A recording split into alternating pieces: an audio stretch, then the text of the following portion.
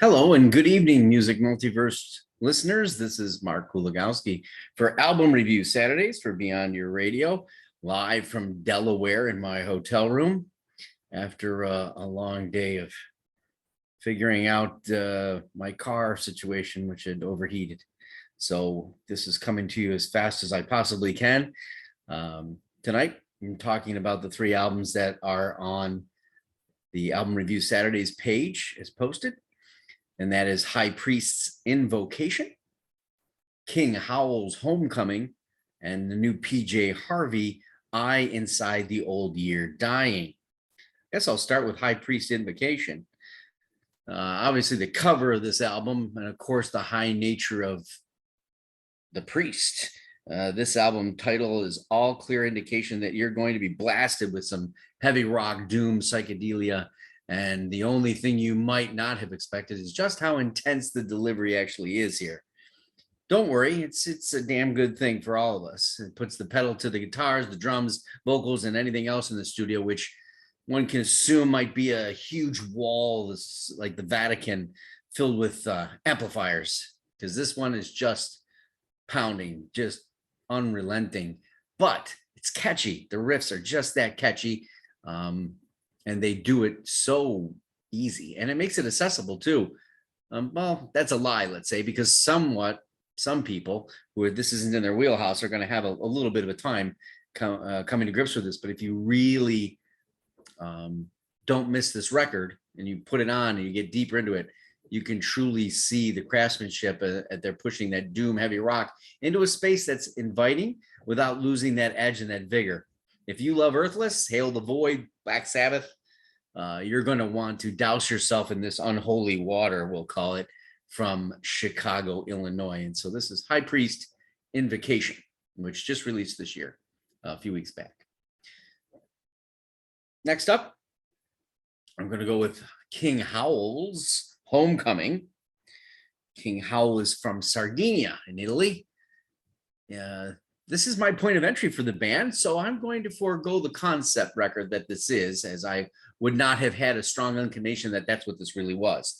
But what I'll tell you is this is a heavy blues record with brilliant harmonica and slide guitar added, which makes the whole storytelling that much more epic. And I love the Sardinian accent that creeps up here and there, especially in the song that involves the word cradle, or from the cradle. He says it like cradle. And there are other examples of this throughout the rest of it, but the fuzz and distortion and overly generous 70s hard blues riffing is definitely there. And of course, they show you a little bit more of something with Gimme Shelter from the Rolling Stones cover they do. It's a fine example of their ability to build on the blues and slather it with some funk. The anger here seems to build without losing hope, and there's not an instant of this album that's not wasted or disappointing into the music ears at all. I really recommend the record. One of the better blues records this year. I'm not going to put this against a Colin James record or a Buddy Guy. It's not that kind of blues, but it sort of is, because it does have that throwback, but it's just a much harder blues edge record. I highly recommend again. Next up is PJ Harvey's I Inside the Old Year Dying. Now, I'm an old school PJ Harvey fan, and I know one thing about PJ Harvey. She's not accessible, not easily understood, and it does take multiple listens to fully gather and understand. This record might be the hardest one of all, in my opinion, because I really don't know much about the poetry from her Orlam series, Orlam, O-R-L-A-M. So I'm a little bit caught off guard in that. But what I will say is this. The poems are in the native tongue from what I read. And since the songs on this album have a hint of that, Miss Harvey doesn't exactly sound exactly like herself. She's not using her vocal range. She's singing in what it seems to be in her native dialect, or how to deliver in that dialect. I can't be exactly certain of that, but I am, as always, amazed by her production quality and the masterful sound and instrumentations, which she is probably responsible for over 80% on this record. And those backgrounds, they're deep in this record. And there's that faint drum tap that almost sounds like it's in the distance that could never have possibly been recorded, that it might be just the ambient on the outside of your car if you're listening in your car or in your headphones. I'm thinking my daughter's tapping on the steering column or something. I'm not going to tell you what song it is because I want you to look for it yourself. It's simply amazing, the depth of the record and the recording. And obviously, this is not a bombastic recording with 72 instruments and orchestra and everything. So you're really hearing such subtleties and such depth. Her indie place in music and her ability to envelop guest appearances and co-writers into her catalog, into her wheelhouse is again here. John Parrish is there again, and Flood is doing the production. The soundscape has polished, unmatched depth, and very creative ways of approaching the foreground and background teasing ambient.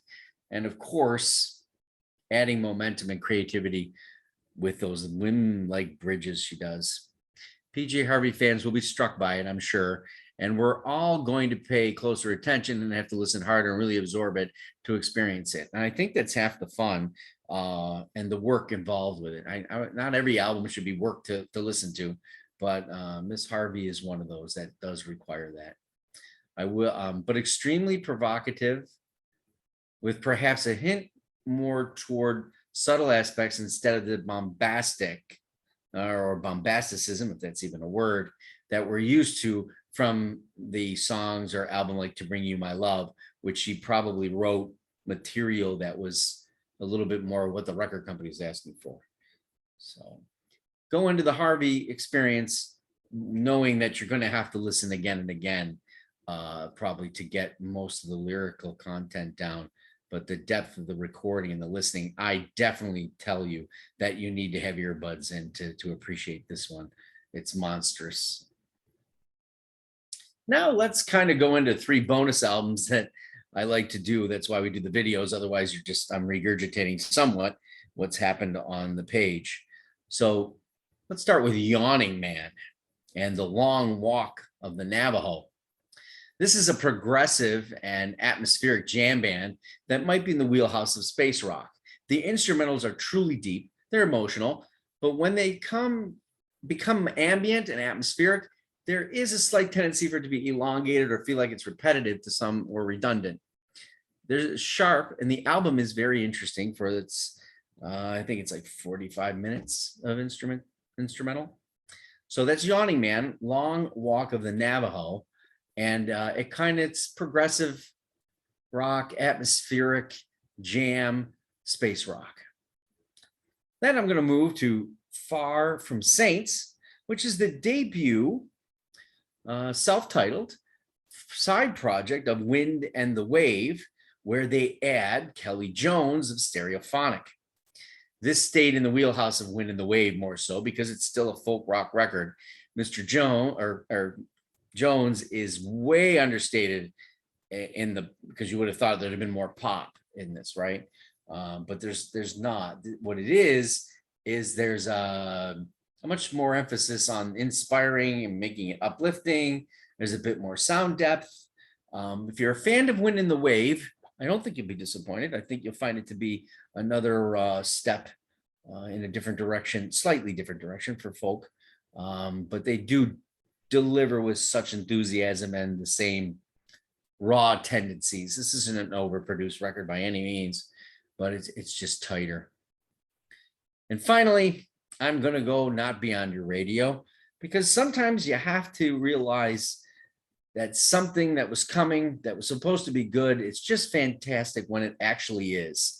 When a band comes out and a popular album is coming and it actually delivers on all front. And that today is Queens of the Stone Age, In Times New Roman. I wanted to write about this, but I figured what hasn't already been said, right? So I figured I'd just do this in a video type presentation. What else can I say about this record? Well, I can state this. The David Bowie vocal style of Home is just getting better and better. This is bassy and sassy and has swagger like we like it. It's clever play on words, obviously because of the title itself, In Times New Roman, continue in every lyrical aspect and the delivery of it. And this is quite simply one of the best popular albums to come out this year that really met the expectations, cover to cover, song to song. The band has matured extremely well and continues to explore, create, and recreate and bend their genre accordingly. They're becoming a one of a kind in actuality, much like PJ Harvey, if you think about it truly. But I think there are people that try to emulate some of what's going on. And it's kind of hard to tell sometimes with all the projects that Josh is involved in, whether it's the Eagles of Death Metal or other side projects. But I can tell you, Queens of the Stone Age definitely has its sound and definitely has everything firing on all cylinders. This is one of those records of the year that was expected, and it will probably be in the records of the year. I've looked on Twitter and some of the people I follow, they have it in their top 25 already. And I agree with them completely. Most people, it's in their top 10. So thank everyone for listening. Please comment, subscribe on this. I know this is a little bit out of the wheelhouse today because I won't have some of the visuals that I normally have. And this is kind of fast and furious. But I wanted to send out something at this point. So thank you for watching Album Review Saturdays and happy listening.